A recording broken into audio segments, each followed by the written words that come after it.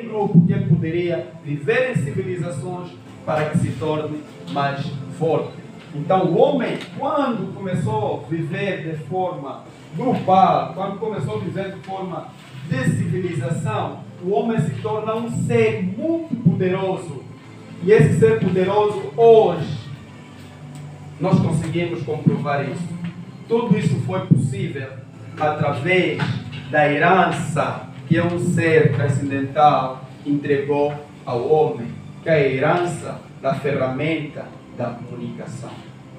Então, por que nós precisamos da comunicação hoje? É o que nós vamos abordar aqui e vamos entender o poder que a comunicação tem sobre as nossas vidas.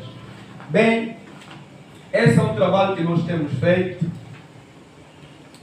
Neste ano venci o concurso de orador e palestrante do ano, fruto da comunicação que nós temos passado. Temos realizado vários eventos a nível de Angola, também a nível de África. Temos aqui a nossa presença na África do Sul, Johannesburg, onde participamos de uma conferência da SADC. A gente passa com um projetor. Okay? Temos aí a imagem.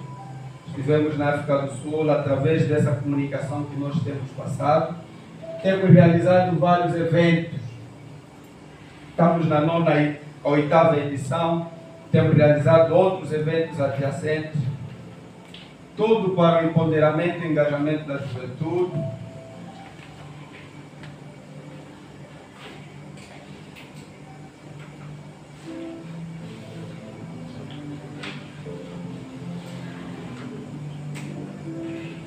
Aqui é a nossa formação de comunicação, liderança e coaching que realizamos na província do Ilhas. Projetores, quero avançar as coisas sozinho.